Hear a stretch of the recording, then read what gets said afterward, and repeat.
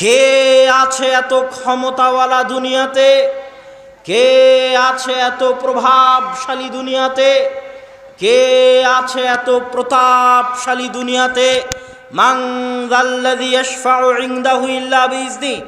কোন মায়ের বেটা এত প্রভাবশালী, এত শক্তিশালী, এত ক্ষমতাওয়ালা দুনিয়াতে আছে যে কিয়ামতের মাঠে আল্লাহর সাথে কথা বলতে পারে?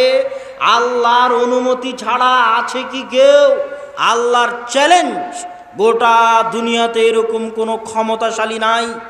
কিসের রাশিয়ার প্রেসিডেন্ট ভ্লাদিমির পুতিন, কিসের ফ্রাউন, কিসের ইন্দিরা গান্ধী, কে কত ক্ষমতাশালী পৃথিবী থেকে চলে গেছে? কে আছে যে কিয়ামতের মাঠে আল্লাহর সামনে কথা বলতে পারে দাঁড়িয়ে মাথা উঁচু করে?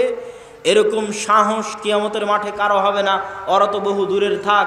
আল্লাহর প্রিয় বান্দা, আল্লাহর শ্রেষ্ঠ বান্দা, আল্লাহর নিজে হাতে তৈরি করা বান্দা আদম, আল্লাহ যার সাথে কথা বলেছেন সেই বান্দা মুসা, আল্লাহর বন্ধু ইব্রাহিম, আল্লাহ সুবহানাহু ওয়া তাআলা যাকে রূহ পাঠিয়ে বিনা বাপে মুজজা দিয়ে সৃষ্টি করেছেন সেই ঈসা, এত মহান মহান নবী আলাইহিমুস সালাতু ওয়াস সালাম, কেউ কিয়ামতের মাঠে টু শব্দ করার, আল্লাহর দরবারে আল্লাহর সামনে কথা বলার সাহস করবে না।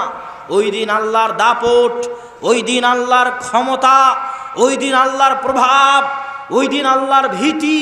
কিয়ামতের মাঠে কিসের মুমিন, কিসের কাফের, কিসের নবী, কিসের পাপী, যে যত বড় পরহেজগার, যে যত বড় নবী, আর যে যত বড় ক্ষমতাশালী, কেউ কিয়ামতের মাঠে আল্লাহর দাপটের সামনে টু শব্দ করতে পারবে না।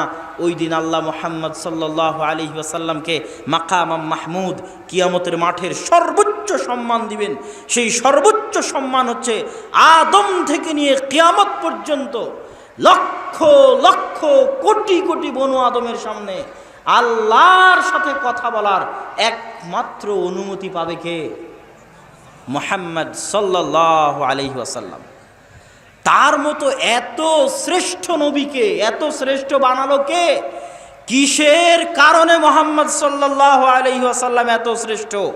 কি সে আসল কারণ, যেই কারণে মুহাম্মদ সাল্লাল্লাহু আলাইহি ওয়াসাল্লাম এত মহান নবী, এত সর্বশ্রেষ্ঠ নবী? সেই কারণ আর কোনো কারণ নয়, মুহাম্মদ সাল্লাল্লাহু আলাইহি ওয়াসাল্লামের উপর যেই কিতাব অবতীর্ণ হয়েছিল, এটা সেই কোরআন, সেই কিতাবের বরকত। আজ উম্মতে মুহাম্মাদি কিসের জন্য সর্বশ্রেষ্ঠ?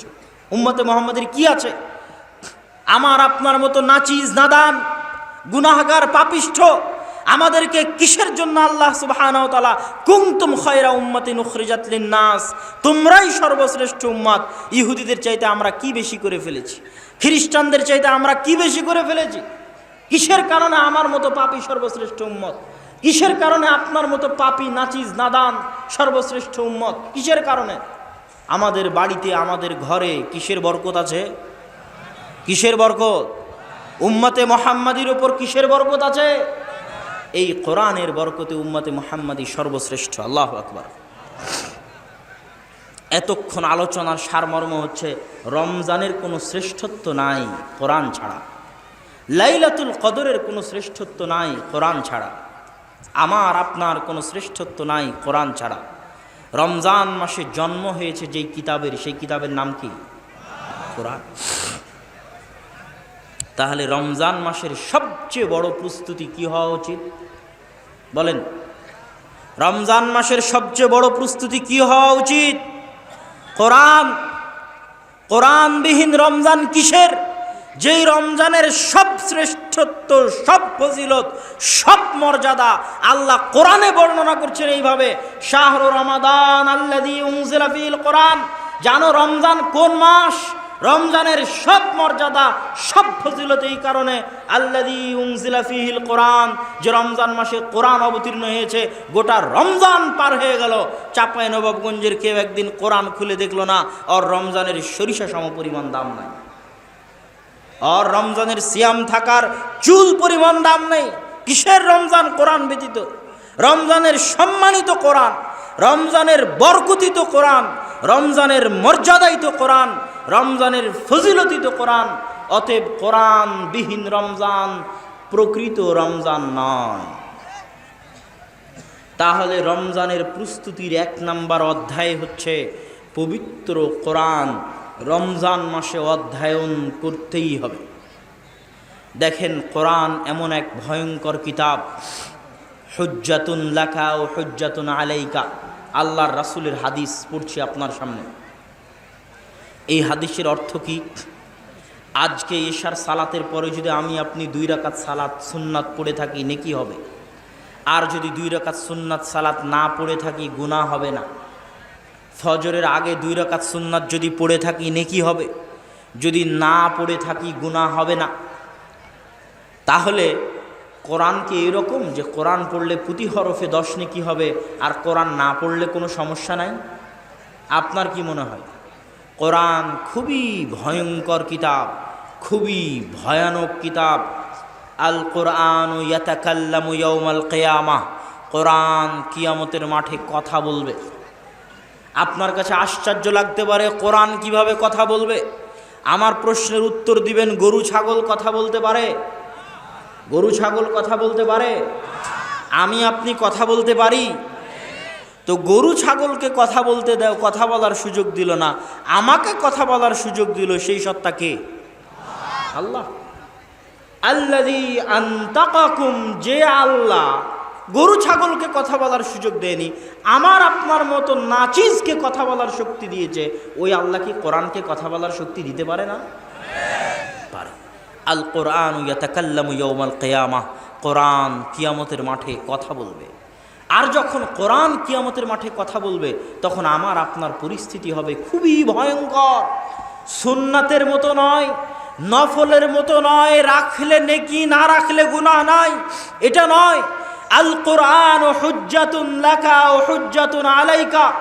দুনিয়ার মানুষ, ইয়া আইয়ুহান নাস, ইয়া আইয়ুহাল্লাযীনা আমানু, ও হে চাঁপাইনবাবগঞ্জবাসী, ও হে ইমানদারগণ, তোমাদেরকে বলে যাচ্ছি, আল কোরআন হুজ্জাতুন লাকুম ওয়া আলাইকুম। এই কোরআন হয় তোমাদের পক্ষে কথা বলবে কিয়ামতের মাঠে, না হয় তোমাদের বিপক্ষে কথা বলবে কিয়ামতের মাঠে। আল্লাহ রাসূল বলেননি যে কোরআন কিয়ামতের মাঠে যে কোরআন পড়েছে ওর পক্ষে কথা বলবে, আর যে কোরআন পড়েনি কোরআন চুপ থাকবে। এ কথা বলেননি যে দুনিয়াতে কোরআন পড়েনি কোরআন কিয়ামতের মাঠে ওর বিপক্ষে কথা বলবে। কেন বিপক্ষে কথা বলবে? আপনার এসএসসি করার সুযোগ হলো, এইচএসসি করার সুযোগ হলো, নেতার পিছনে মিছিল করার সুযোগ হলো, মিটিং করার সুযোগ হলো, হরতাল মারামারি গন্ডগোল করার সুযোগ হলো, রাজনীতি করার সুযোগ হলো, ব্যবসা করার সুযোগ হলো, বিয়ে শাদী করার সুযোগ হলো, সন্তান সন্ততির বিয়ে শাদী দেওয়ার সুযোগ হলো, নাতি পুতিনকে নিয়ে কোলে থাকার সুযোগ হলো, গোটা জীবন পার করে দিলেন, সব কিছুর সুযোগ হলো। কিন্তু এই শ্রেষ্ঠ কিতাব আপনার বাড়িতে কাপড় জড়ানো অবস্থায় পড়েই থেকে গেল, একে পড়ার কোনো দিন সুযোগ হলো না, আর আপনি কিয়ামতের মাঠে পার পেয়ে যাবেন? আপনি কি বলেন? নেয়ামত যত বড়, বিপদ তত বড়। কোরআনের মতো এত বড় নেয়ামত দিয়েছে আল্লাহ, বিপদ তত বড়। আল্লাহ কোরআনের মতো বড় নেয়ামত না দিত নাই, কথা শেষ। কিন্তু কোরআনের মতো বড় নিয়ামত যে আপনার বাড়িতে, কোরআনের মতো বড় নিয়ামতের উম্মত যে আপনি, তো কোরআন নিয়ে বসে আছেন বাড়িতে, কোরআন পড়বেন না, মহা পরীক্ষা, মহা বিপদ। এই কোরআন কিয়ামতের মাঠে আপনার বিরুদ্ধে কথা বলে আপনাকে জাহান্নামে নিয়ে চলে যাবে। আল কোরআন যদি আপনার পক্ষে কথা বলে, আল কোরআন ওয়াস সাওমু ইউশাফাআন ইয়াউমাল কিয়ামাহ, কোরআন এবং সিয়াম বা রোজা কিয়ামতের মাঠে কথা বলবে, সাক্ষ্য দিবে। আল্লাহ ক্ষমতা দিবেন কোরআন এবং সাওমকে কথা বলার, যে আল্লাহ মানুষকে কথা বলার ক্ষমতা দিয়েছেন। আল্লাহ যদি মানুষকে কথা বলার ক্ষমতা দিতে পারেন, তো ওই আল্লাহ কোরআনকেও কথা বলার ক্ষমতা 100 বার দিতে পারেন। যে আল্লাহ মানুষকে কথা বলার ক্ষমতা দিয়েছেন, ওই আল্লাহ সাওমকে কথা বলার ক্ষমতা 1000 বার, 1,00,000 বার দিতে পারেন। কিয়ামতের মাঠে আল্লাহ কোরআনকে, সিয়ামকে কথা বলার সুযোগ দিবেন। এরা যদি আপনার পক্ষে কথা বলে, এইভাবে পক্ষে কথা বলবে, আল্লাহ সিয়াম, কোরআন রাত জাগতে দেয়নি, রাত্রি জেগে কোরআন পড়েছে, সিয়াম না খেয়ে থেকেছে, শাহওয়াতকে কন্ট্রোল করেছে, জান্নাতে দিয়ে দাও। আল্লাহ সুবহানাহু ওয়া তাআলা কোরআনের শাফাত শুনে জান্নাতে দিয়ে দিবেন। দেখেন কোরআন কি কিতাব, কত ভয়ঙ্কর কিতাব। এই কোরআনের পাওয়ার, এই কোরআনের বরকত, এই কোরআনের ক্ষমতা, কোরআনকে মূল্য দেওয়ার আর মূল্য না দেওয়ার ক্ষমতা এত বেশি। ওমর ইবনুল খাত্তাব রাদিয়াল্লাহু তাআলা আনহু, অর্ধ জাহানের শাসক, অর্ধ পৃথিবীর খলিফা, তাকে চিঠি লিখেছে জেরুজালেম থেকে তার সাহাবীরা যে আমরা জেরুজালেম ঘেরাও করে রেখেছি, জেরুজালেম বিজয় করার জন্য আপনাকে আসতে হবে। বাইতুল মুকাদ্দাসের চাবি পাদ্রী খলিফাতুল মুসলিমিন ছাড়া কারো হাতে দিবে না। ওমর রাদিয়াল্লাহু তাআলা বললেন আনা আতি, আমি আসছি। আমি আসছি বলে উনি এই যে রওনা দিলেন জীর্ণ শীর্ণ কাপড় পরে, টুটা ফাটা তালি দেওয়া কাপড় পরে, রাখালকে উটের পিঠে রেখে নিজে রশি ধরে টানছেন। এই মুহূর্তে উনি ওল্ড জেরুজালেম, পুরাতন জেরুজালেম শহরের প্রবেশ মুখে। হাজার হাজার লক্ষ লক্ষ খ্রিস্টান পাদ্রী অপেক্ষায় আছে, আসবে অর্ধজাহানের শাসক। 4000 সাহাবী অপেক্ষায় আছে, আসবেন আমিরুল মুমিনিন। ওমর রাদিয়াল্লাহু তাআলা আনহু যখন ঢুকছেন জীর্ণ শীর্ণ পোশাকে, রাখালকে উটের পিঠে বসিয়ে নিজে রশি ধরে টেনে, তখন হন্তদন্ত হয়ে সাহাবীরা ছুটে এসে ওমর রাদিয়াল্লাহু তাআলা আনহুকে বলছেন, আমিরুল মুমিনিন, আজকে গোটা খ্রিস্টান বিশ্বের সামনে আপনি আমাদের অপমান করে দিলেন। গোটা খ্রিস্টান বিশ্ব অপেক্ষায় আছে। বাপরে বাপ, বাইতুল মুকাদ্দাস সমর্পণ করে দিচ্ছে, যেই বাইতুল মুকাদ্দাস সারা পৃথিবীর বিনিময়ে খ্রিস্টানরা রাজি হবে না। ইউরোপের কি নাই, জার্মান ফ্রান্স ইংল্যান্ডের কি নাই যে জার্মান ফ্রান্স ইংল্যান্ডকে সিরিয়ার মাটিতে যুদ্ধ করতে হবে? জার্মান ইংল্যান্ড ফ্রান্সের কি নাই যে জার্মান ইংল্যান্ড ফ্রান্সকে ফিলিস্তিনের মাটিতে যুদ্ধ করতে হবে? ইহুদিদের কি নাই, ট্রাম্পের কি নাই যে জেরুজালেমকে রাজধানী করতে হবে? গোটা দুনিয়া আমাদের দিয়ে দেন, বলেন যে বাইতুল মুকাদ্দাস মুসলমানদের দিয়ে দাও, গোটা দুনিয়া তোমাদের দিয়ে দিলাম। আমরা মুসলমানেরা কোনো বাংলাদেশ চাই না, পাকিস্তান চাই না, কিচ্ছু চাই না, সব নিয়ে চলে যাও, খালি মক্কা মদিনার বাইতুল মুকাদ্দাস আমাদেরকে দাও। দিয়ে দেন, কোনো দিন রাজি হবে না। সারা পৃথিবীর বিনিময়ে বাইতুল মুকাদ্দাস দিতে রাজি হবে না। বাইতুল মুকাদ্দাসে তাদের নবীর মা মারিয়াম আলাইহিস সালাতু ওয়াস সালাম বাইতুল মুকাদ্দাস খেদমত করেছে, ঝাড়ু দিয়েছে। ঈসা আলাইহিস সালামের মা মারিয়াম আলাইহিস সালাতু ওয়াস সালাম, ঈসা আলাইহিস সালামের জন্ম জেরুজালেমে, তাদের বিশ্বাস অনুযায়ী ঈসা আলাইহিস সালামের মৃত্যু জেরুজালেমে, আমাদের বিশ্বাস ঈসা আলাইহিস সালাম জীবিত আসমানে। তাদের দাবি অনুযায়ী ঈসা আলাইহিস সালামের কবর জেরুজালেমে। ইহুদিদের দাবি অনুযায়ী দাউদ আলাইহিস সালাতু ওয়াস সালাম, সত্য কথা, দাউদ আলাইহিস সালাম সারা পৃথিবী রাজত্ব করেছে জেরুজালেমে বসে, বাইতুল মুকাদ্দাসে বসে। সুলাইমান আলাইহিস সালাতু ওয়াস সালাম সারা পৃথিবী রাজত্ব করেছে বাইতুল মুকাদ্দাসে বসে, বাইতুল মুকাদ্দাসে সিংহাসন রেখে, জেরুজালেমের সিংহাসন রেখে সারা পৃথিবী শাসন করেছে। ওই বাইতুল মুকাদ্দাস ইহুদি খ্রিস্টানদের নিকটে সবচেয়ে সম্মানী ওই বাইতুল মুকাদ্দাস ওমর ইবনুল খাত্তাবের হাতে সমর্পণ হচ্ছে। আর ওমর ইবনুল খাত্তাব এসেছেন জীর্ণ শীর্ণ পোশাক পরে, ওমর ইবনুল খাত্তাব এসেছেন উটের রশি ধরে টানতে টানতে। সাহাবীরা হন্তদন্ত হয়ে এসে বলছে মান সম্মান সব শেষ। ওমর রাদিয়াল্লাহু তাআলা বলছেন, খামোশ শোনো, আমি ওমর মরুভূমির রাখাল, আমার কোনো ইজ্জত ছিল না, আমার কোনো সম্মান ছিল না, আমার কোনো পাওয়ার ক্ষমতা ছিল না। আমার মতো মরুভূমির রাখাল আজ অর্ধজাহানের শাসক, আমার মতো মরুভূমির রাখালের এত ক্ষমতা, এত সম্মান যে জেরুজালেম আমার হাতে সমর্পণ হচ্ছে। এত সম্মান, এত ক্ষমতা, এত পাওয়ার আমার মতো মরুভূমির রাখাল কাপড় চোপড় দিয়ে অর্জন করেনি, উটের পিঠে বসে অর্জন করেনি। এত ক্ষমতা, এত পাওয়ার কোরআনের বরকতে। আল্লাহু আকবার। এই কোরআনকে যদি তোমরা অবমূল্যায়ন করো, সাহাবীদের বলতেছি, এই কোরআনকে যদি তোমরা অবমূল্যায়ন করো, যতই দামি কাপড় পরে থাকো আর যতই পারমাণবিক বমের মালিক হও না কেন, তোমাদের কপালে অপমান লেখা আছে, তোমাদের কপালে লাঞ্ছনা লেখা আছে। আর সব ছেড়ে দাও, কিছু নাই, ফকির তুমি, মিসকিন তুমি, কিন্তু মূল্যায়ন করো কোরআনকে। পৃথিবীর পারমাণবিক শক্তিধর রাষ্ট্র তোমার সামনে এসে নমনম করবে। এইটা কোরআনের বরকত, এইটা কোরআনের ক্ষমতা। এটা তো কাপড় চোপড় দিয়ে অর্জন করিনি, আর উটের পিঠ দিয়ে অর্জন করিনি। এই বরকত কোরআনের বরকত। এই কোরআনের কারণে আল্লাহ কোনো জাতিকে উত্থান ঘটান, আর এই কোরআনকে অবমূল্যায়ন করার কারণে আল্লাহ কোনো জাতির অধঃপতন ঘটান। আজ কল্পনা করেন আমাদের এই উপস্থিত মজলিসে হাজারো মানুষ, রাস্তাঘাট বাজারে যত মানুষ আছে সব মিলে লাখো মানুষ। এই লাখো মানুষের মধ্যে কয়জন আজ পবিত্র কোরআন তেলাওয়াত করেছে? কয়জন? আমি, আপনি, আশেপাশে, ডানে বামে, সামনে, কয়জন? সারা মাসে কয়জন কোরআন তেলাওয়াত, কোরআন খুলে দেখেছে? সারা বছরে কয়জন কোরআন খুলে দেখেছে? আর এই জায়গায় কল্পনা করেন আজ যদি সারা বাংলাদেশের প্রত্যেকটা মানুষ সকালবেলা উঠে কোরআনের বরকতে বরকতমণ্ডিত হতো। আমি কোরআন পড়লাম মানে আমি কোরআনের বরকত নিলাম, আমার বাড়িতে কোরআন পড়া হলো মানে আমার বাড়ি কোরআনের বরকত নিল। সারা বাংলাদেশের প্রত্যেকটা মানুষ কোরআন পড়লো মানে সারা বাংলাদেশ কোরআনের বরকত নিল। তো সারা জাতি যদি কোরআনের বরকতে বরকতমণ্ডিত হয়ে যায়, ওই জাতিকে থামানোর মতো, ওই জাতিকে আটকানোর মতো, আর ওই জাতিকে অপমান করার মতো কোনো শক্তি পৃথিবীতে জন্ম নেয়নি। কিন্তু আমি আপনি যদি কোরআন না পড়ি, কোরআন মূল্যায়ন না করি, কোরআন না বুঝি, না বুঝার চেষ্টা করি, তাহলে এই যে কাপড় দিয়ে জড়িয়ে আপনার বাড়ির তাকে রাখা আছে, হাজারবার চুমা দিলেও, হাজারবার বুকে জড়ালেও এই কোরআন কিয়ামতের মাঠে আপনার বিরুদ্ধে কথা বলবে যদি না পড়েন। বুঝাতে পারিনি মনে হয়? আপনার ভালোবাসার কমতি নেই, আপনি হাজারবার চুমা দেন, হাজারবার বুকে লাগান, নিচে আরবি লেখা পড়ে গেলে উঠিয়ে রাখেন, এর কোনো দাম নাই বাবা। এই কোরআনে তুমি সারাদিন 1 লক্ষ বার চুমা দাও, কোরআন যদি না পড়ো, কোরআন কিয়ামতের মাঠে তোমার বিরুদ্ধে কথা বলবে। কোরআনের হক হচ্ছে কোরআন পড়ো, এই জন্য কোরআন দেওয়া। কি জবাব দিবা আল্লাহর কাছে? সারা জীবনে সব কিছু করার সময় হয়েছে, মুসলমানের সন্তানের কোরআন শেখার সময় হয়নি, মুসলমানের সন্তানের কোরআন পড়ার সময় হয়নি। এর চেয়ে বড় হতভাগা, এর চেয়ে বড় দুর্ভাগা, এর চেয়ে বড় নিমুখ হারাম, এর চেয়ে বড় অপমানিত লাঞ্ছিত জাতি পৃথিবীতে কেউ হতে পারে না।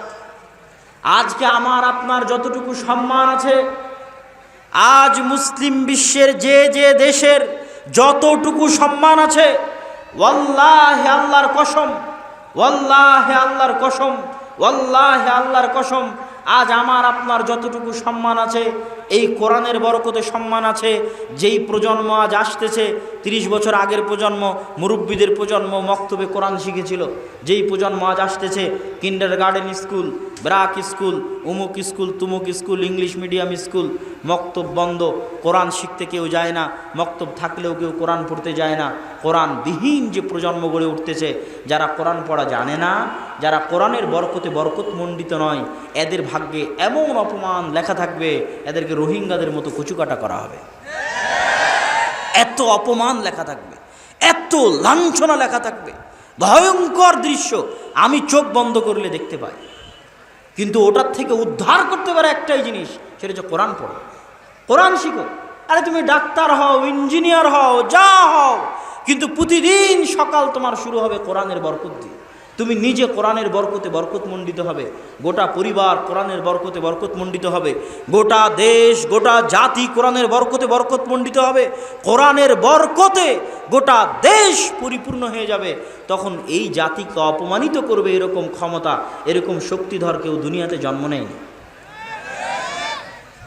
সম্মানিত উপস্থিতি, কোরআন শিক্ষার গুরুত্ব বুঝাতে গিয়ে আপনাকে বলি, আপনাদের এই চাঁপাইনবাবগঞ্জ অঞ্চলের মানুষের মসজিদগুলোতে মক্তব চালু আছে, এটা আমার জরিপ। থাকা ভালো, চলুক, আলহামদুলিল্লাহ। কিন্তু রমজানকে কেন্দ্র করে আমভাবে, শুধু ছোট বাচ্চাদের জন্য নয়, রমজানকে কেন্দ্র করে আমভাবে মসজিদে সকল মানুষের জন্য কোরআন শিক্ষার ব্যবস্থা করতে হবে, সকল মানুষের জন্য। রমজানে তো কোনো কাজ নাই, জোহর পর থেকে আসর থেকে মাগরিব পর্যন্ত কি কাজ? মসজিদে এসে কোরআন শিক্ষার ব্যবস্থা করেন। নট অনলি ফর চিলড্রেন, শুধু বাচ্চাদের জন্য মক্তব নয়, সব মুরব্বী, বয়স্ক, 50, 60, যুবক, বৃদ্ধ, আবাল বনিতা, মা বোনেরা বাড়িতে কোরআনের আসর চালু করবে রমজানকে কেন্দ্র করে। এটাই আমার আজকের বক্তব্যের আমানত। দোহাই লাগে আল্লাহ সুবহানাহু ওয়া তাআলার, আনশুদুকুম বিল্লাহ, আল্লাহ সুবহানাহু ওয়া তাআলার ওয়াস্তে আপনাদেরকে বলছি, রমজান মাসের সবচেয়ে বড় প্রস্তুতি হচ্ছে কোরআনের বরকতে গোটা চাঁপাইনবাবগঞ্জ জেলাকে বরকতমণ্ডিত করে দিন। ইনশাআল্লাহ বলেন, ইনশাআল্লাহ। কোরআনের বরকতে নিজের পরিবার, নিজের বাড়ি, নিজের গ্রাম, নিজের পাড়া বরকতমণ্ডিত করে দিন। আল্লাহ আমাদের তৌফিক দিক, আল্লাহুম্মা আমিন। সব বক্তব্যের সব কথা ভুলে গেলে একটা কথা মনে রেখে যাবেন, এখন যে কথাটা বলতেছি, আল্লাহ সুবহানাহু ওয়া তাআলা সাক্ষী, আমার টুটা ফাটা জ্ঞান অনুযায়ী আমি যতটুকু বুঝি, যে কোনো মুফতিকে জিজ্ঞেস করতে পারেন, যে কোনো আলেম শাইখকে জিজ্ঞেস করতে পারেন। ওয়াল্লাহে আল্লাহর কসম, ওয়াল্লাহে আল্লাহর কসম, ওয়াল্লাহে আল্লাহর কসম, আপনার গ্রামের মসজিদে একটা টাইলস লাগিয়ে দিলে আপনার জানে কি হবে? আপনার গ্রামের মসজিদে একটা ফ্যান কিনে দিলে জানে কি হবে? আপনার গ্রামের মসজিদে এসি কিনে দিলে জানে কি হবে? আপনার গ্রামের মসজিদে ছাদ কিনে দিনে জানে কি হবে? গ্রামের একটা ভাঙ্গা বেড়া ভাঙ্গা টিনের মসজিদে কোরআন শিক্ষার ব্যবস্থা করলে আল্লাহর কসম, আল্লাহর কসম, আল্লাহর কসম, ওই রকম লাখো এসি দান করার চাইতে, ওই রকম কোটি টাইলস দান করার চাইতে, ওই রকম শত ব্যাগ সিমেন্ট দান করার চাইতে, ওরকম হাজার টন রড দান করার চাইতে বেশি নেকি হবে একটা কোরআনের আসর চালু করলে ইনশাআল্লাহ। বক্তব্যের সব অংশ ভুলে গেলে এই একটা অংশ আপনাদের হাতে ধরি, পায়ে ধরি, এই একটা অংশ ভুলে যাবেন না। যদি মসজিদের উন্নয়নের কথা আসে, সবার আগে যেন আমার এই কথা মাথায় থাকে যে আব্দুল্লাহ বিন আব্দুর রাজ্জাক বলে গেছিল সুবাগ হাই স্কুল মাঠে, কি বলে গেছিল? যে একটা মসজিদের ছাদের রডের ব্যবস্থা করতে, সিমেন্টের ব্যবস্থা করতে, টাইলসের ব্যবস্থা করতে, একটা মসজিদের এসির ব্যবস্থা করতে খরচ করলে জানে কি হবে? ওই দেয়ার চরাঞ্চলে, নদীর ওপারে চরাঞ্চলে একটা ভাঙ্গা টিন ভাঙ্গা বেড়ার মসজিদে যদি আমি কোরআন শিক্ষার ব্যবস্থা করে দিতে পারি, তার চেয়ে হাজার গুণ লাখো গুণে বেশি নাকি হবে ইনশাআল্লাহ। এই একটা কথা। আব্দুর রাজ্জাক বিন ইউসুফ আপনাদের শ্রদ্ধেয়, আপনাদের গ্রামের, আপনাদের এলাকার মানুষ আসবেন, বক্তব্য দিবেন, তার পুরো বক্তব্য যদি ভুলে যান, আমার এই একটা কথা যেন না ভুলেন, এটা আমার করজোরে রিকোয়েস্ট। কোরআনের বরকতে রমজান মাসে গোটা চাঁপাইনবাবগঞ্জ যতজন এখানে উপস্থিত হয়েছেন, নিজ নিজ এলাকায় ফিরে গিয়ে আজকেই সিদ্ধান্ত নেবেন কোরআনকে কেন্দ্র করে সবার জন্য, আবাল বৃদ্ধ বনিতা শিশু বয়স্ক সকলের জন্য কোরআনের দার্স উন্মুক্ত হবে। নারীরা কোরআন শিখবে, বৃদ্ধরা কোরআন শিখবে, বাচ্চারা কোরআন শিখবে, দোয়া শিখবে। কোরআনের বরকতে গোটা জাতিকে বরকতমণ্ডিত করতে হবে। এটা রমজানের সবচেয়ে বড় প্রস্তুতি। কোরআনবিহীন রমজানের কোনো মূল্য নাই। রমজানের সব সম্মান কোরআনের বরকত, লাইলাতুল কদরের সব সম্মান কোরআনের বরকত। সম্মানিত উপস্থিতি, রমজান মাসের দ্বিতীয় প্রস্তুতি, রমজান মাসের দ্বিতীয় প্রস্তুতি যদি আপনাকে বলি, তাহলে সবার আগে আপনাকে বুঝতে হবে শয়তান কাকে বলে, শয়তান কি করতে পারে। আমরা দুনিয়াতে যত মানুষ গুনাহ করি, সব মানুষ আমাদের নিজেদের অন্তরকে কন্ট্রোল করতে না পারার জন্য গুনাহ করি। আর কোনো কারণ নাই দুনিয়াতে গুনাহ করার। যে জেনা করছে ও অন্তরকে কন্ট্রোল করতে পারে না, তাই জেনা করছে। যে সুদ খাচ্ছে ও অন্তরকে কন্ট্রোল করতে পারে না, তাই সুদ খাচ্ছে। যে চুরি করছে ও অন্তরকে কন্ট্রোল করতে পারে না, তাই চুরি করছে। আর কোনো কারণ নাই গুনাহের, একটাই কারণ, সেটা হচ্ছে আমাদের অন্তরের ওপর কন্ট্রোল ক্ষমতা দুর্বল। কেন? আমাদের এই অন্তরের ওপর ক্ষমতা আছে শয়তানের। কার ক্ষমতা আছে? এই ক্ষমতা আল্লাহ শয়তানকে দিয়েছে। শয়তান অনেক শক্তিশালী, অনেক পাওয়ারফুল। শয়তানের ক্ষমতা বলতে গিয়ে রাসূল সাল্লাল্লাহু আলাইহি ওয়াসাল্লাম বলেন, মা মিন মাউলুদিন ইল্লা ইয়ামাসসুহু শাইতান। এমন কোন আদম সন্তান দুনিয়াতে জন্মগ্রহণ করে না, যে আদম সন্তান জন্ম নেওয়ার পরে সর্বপ্রথম তার গায়ে শয়তানে টাচ করে না, স্পর্শ করে না, এমন কোন আদম সন্তান দুনিয়াতে জন্মগ্রহণ করে না।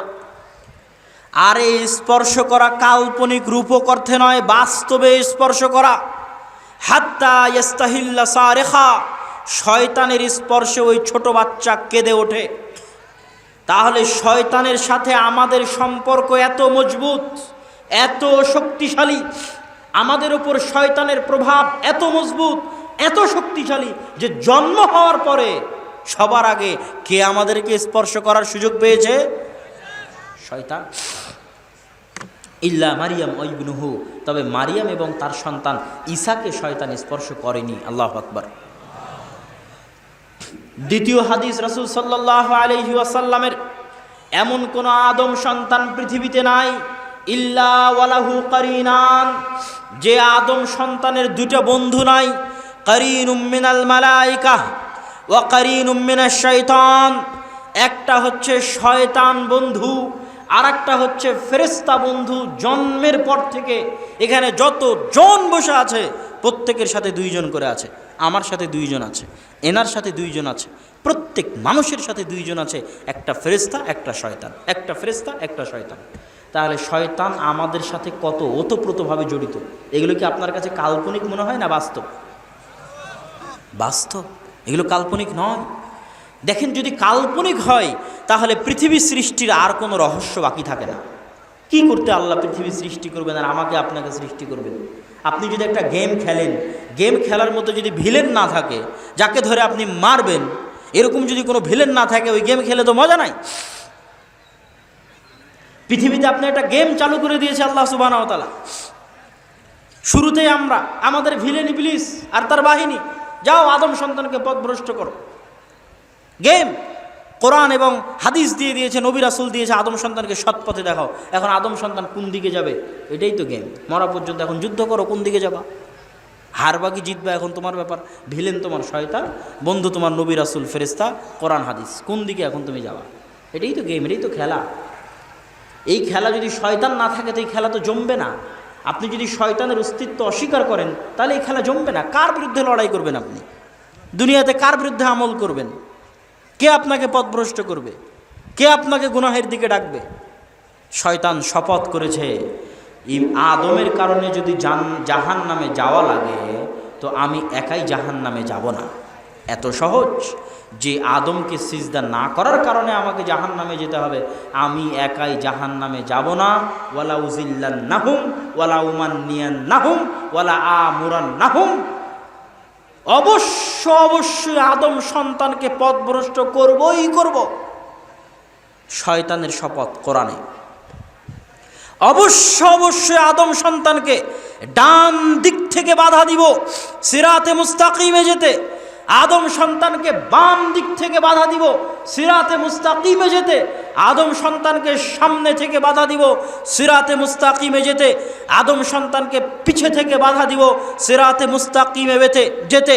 লায়ার সুদু লায়াজলিসু লিকুল্লি মারসাদ, শয়তান আদম সন্তানের প্রত্যেকটা পদক্ষেপে অপেক্ষারত থাকে যেন ওই প্রত্যেকটা ধাপ তাকে ভুল পথে পরিচালিত করতে পারে শয়তান। এটা শয়তানের শপথ, এটা শয়তানের টার্গেট।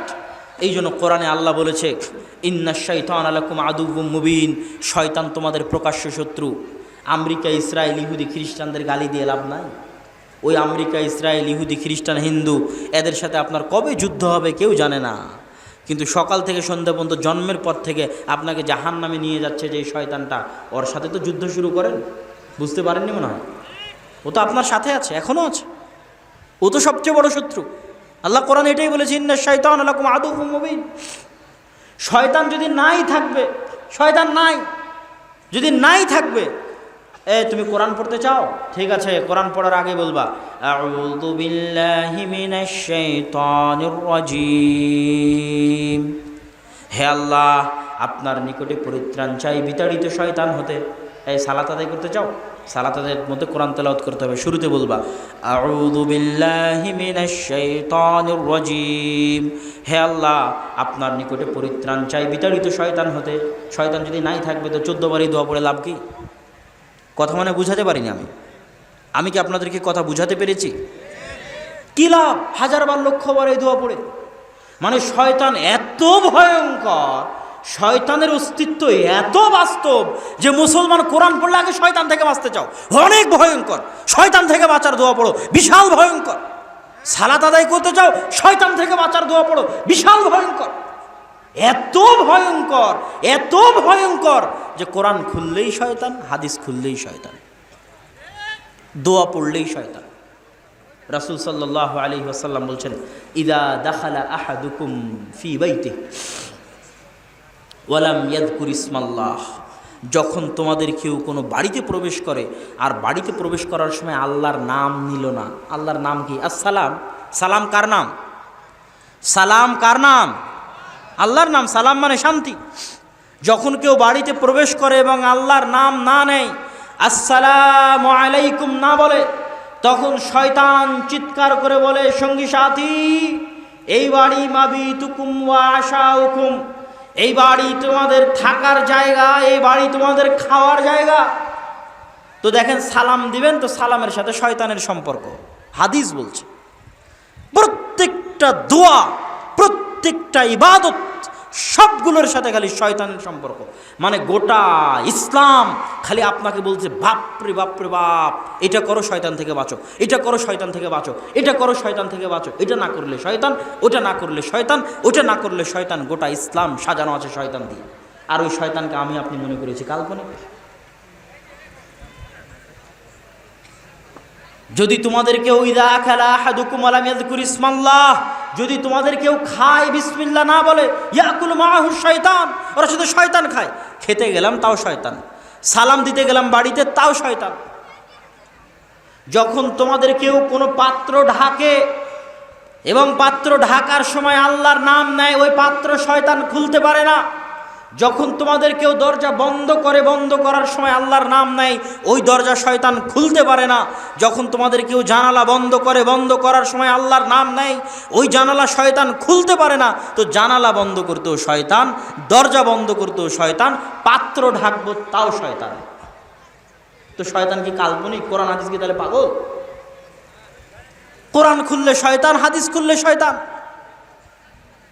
আমি আপনাকে বুঝাতে চাচ্ছি, হে যুবক, বিশেষ করে তোমাদেরকে, আমাদের শয়তান সবচেয়ে বড় ধোঁকা কোথায় দেয়? আমরা গান শোনার সময় মনে করি যে আমার মজা লাগছে তাই গান শুনছি। সকালবেলা ঘুমানোর সময় মনে করি, ফজরের সময়, যে আমার ঘুমাতে ভালো লাগছে তাই ঘুমাচ্ছি। কিন্তু আসলে কাহিনী কি? আসলে কাহিনী হচ্ছে আমার কানে গানকে ভালো লাগাচ্ছে কে?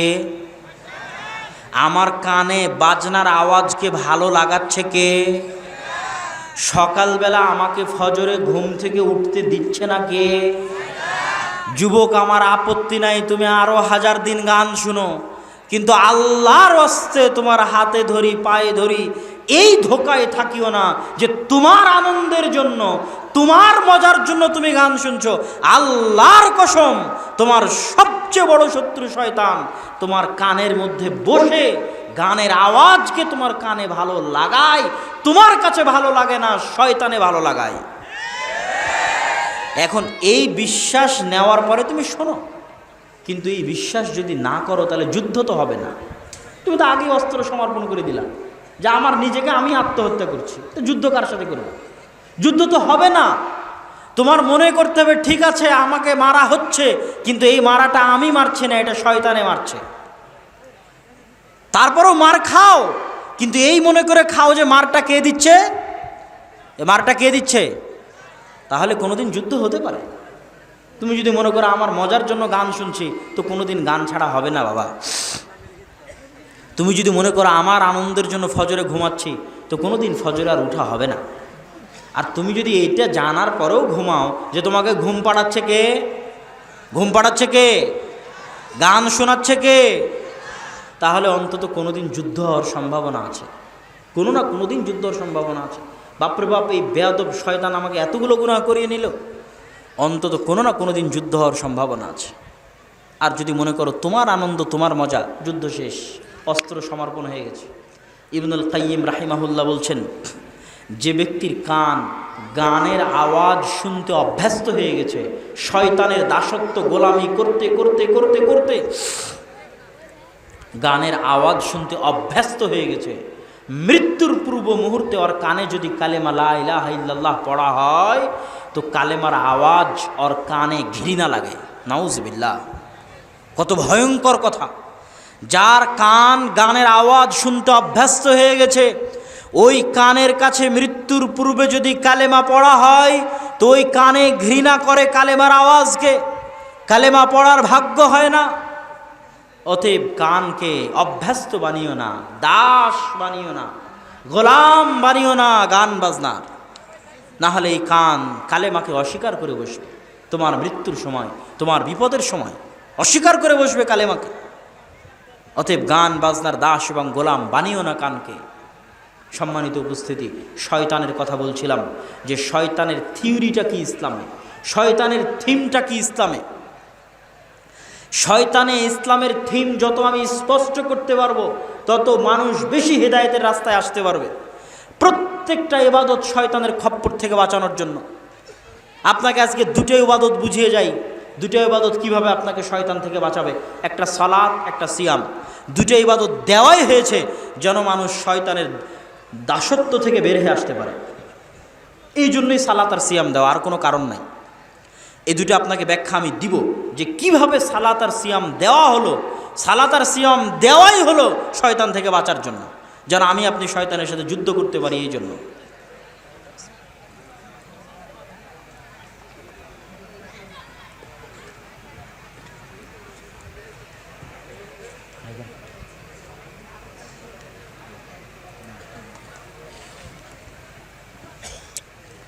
সালাত এবং সিয়াম। প্রথমে আসি সালাত।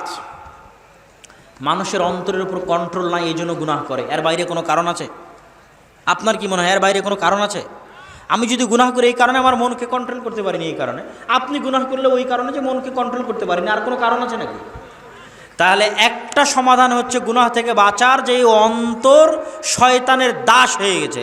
এখন এই অন্তরকে শয়তানের দাসত্ব থেকে বের করে নিয়ে আসতে হবে, যেন এই অন্তর শয়তানের সাথে লড়াই করতে পারে। তো আপনি যখন আরবিতে ভর্তি হবেন, তো আরবিতে ভর্তি হওয়ার পর আপনাকে যদি বলা হয় যে আপনাকে যুদ্ধ করতে হবে, তো তার জন্য ট্রেনিং লাগবে না? লাগবে না? ট্রেনিং যদি না করেন তো কেমনে আপনি যুদ্ধ শিখবেন? তো অন্তরের ওপর কন্ট্রোল ক্ষমতা প্রতিষ্ঠা করা যদি না শিখেন তো কেমনে আপনি গুনাহ থেকে বাঁচবেন? তো অন্তরের ওপর যেমন আরবিতে ভর্তি হওয়ার পর ট্রেনিং নেওয়ার জন্য আপনাকে কিছু করতে হবে, দৌড়াতে হবে, লাফাতে হবে, কায়িক শ্রম করতে হবে, এরকম অন্তরের ওপর কন্ট্রোল ক্ষমতা কায়েম করার জন্য আপনাকে কাজ করতে হবে। কাজ।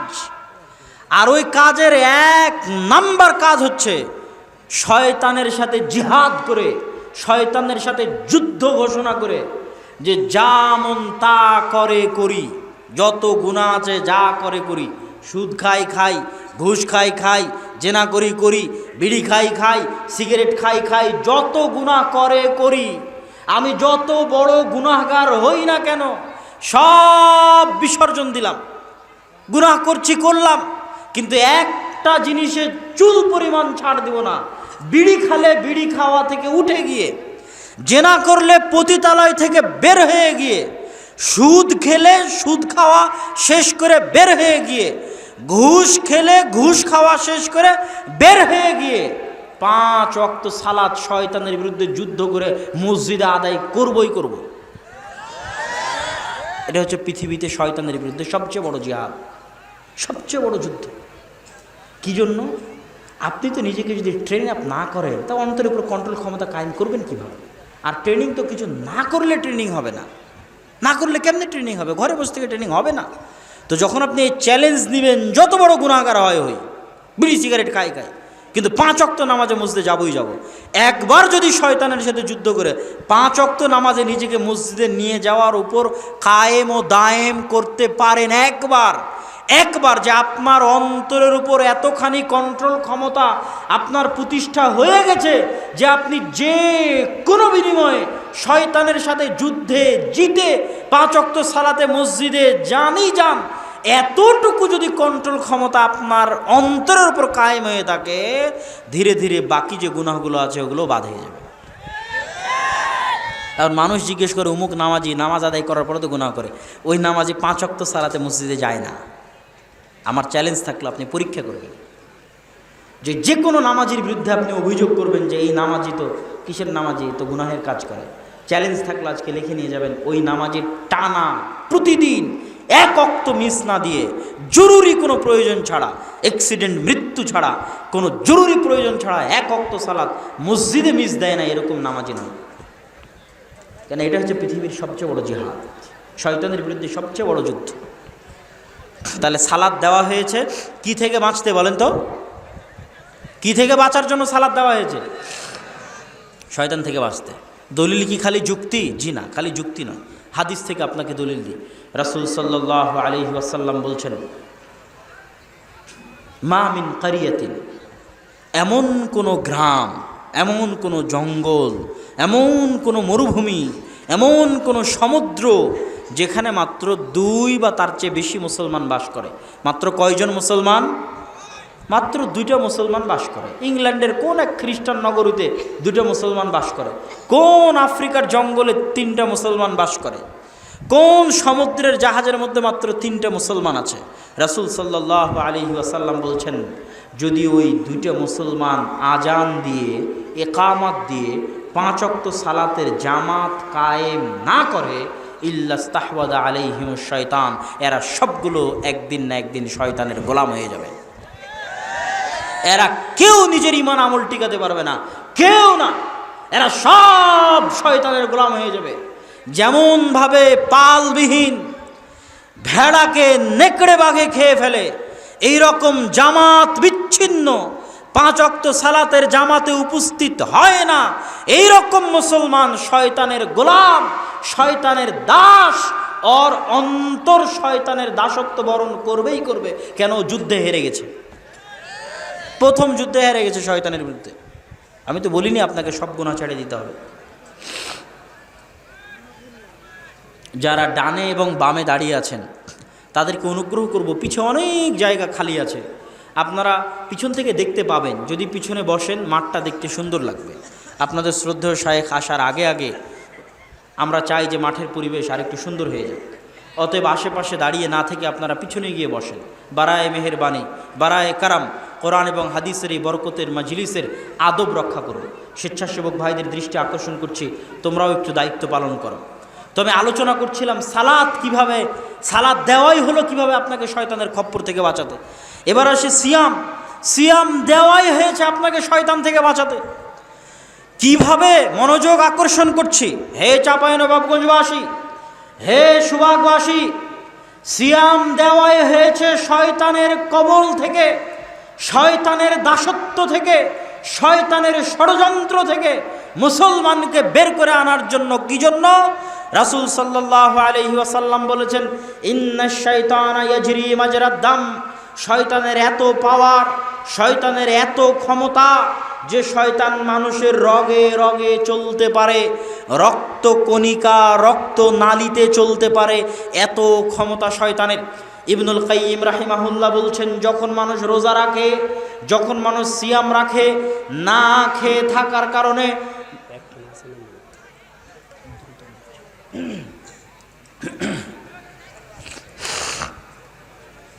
না খেয়ে থাকার কারণে মানুষের রক্ত কণিকা সংকীর্ণ হয়ে যায়।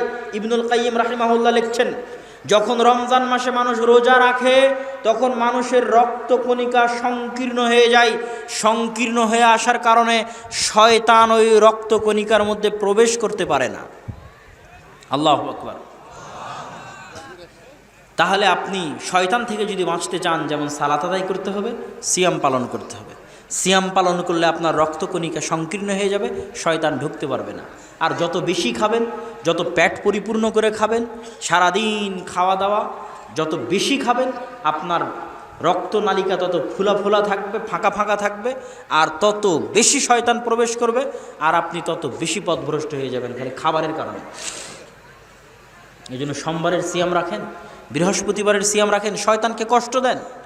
আপনি সোমবারে সিয়াম রাখলে শয়তান কষ্ট পায়, কেন? ঢুকতে পারে। ইতিমধ্যেই 100টা বন্ধ হয়ে যাওয়া মক্তব চালু করেছি আলহামদুলিল্লাহ, নিজস্ব অর্থায়নে, নিজস্ব খরচে। এবং রমজান মাসব্যাপী সারা বাংলাদেশে প্রায় কয়টা মসজিদে রবিউল 50-50 করে ধরলে, না না না, ওগুলো তো 50-50 করে তো কয়েকটা জেলাতে, হ্যাঁ সব মিলে প্রায় কয়েকটা জেলাতে হিসাব করা হয়নি, প্রায় 300 থেকে 400 মসজিদে গোটা রমজান মাসে আম জনসাধারণের জন্য কোরআন শিক্ষার ব্যবস্থা করা হয়েছে। ইনশাআল্লাহ রমজান মাসে চলবে সারা বাংলাদেশের 300 থেকে 400 মসজিদে, আর দাওয়া ইলাল্লাহর অর্থায়নে আলহামদুলিল্লাহ।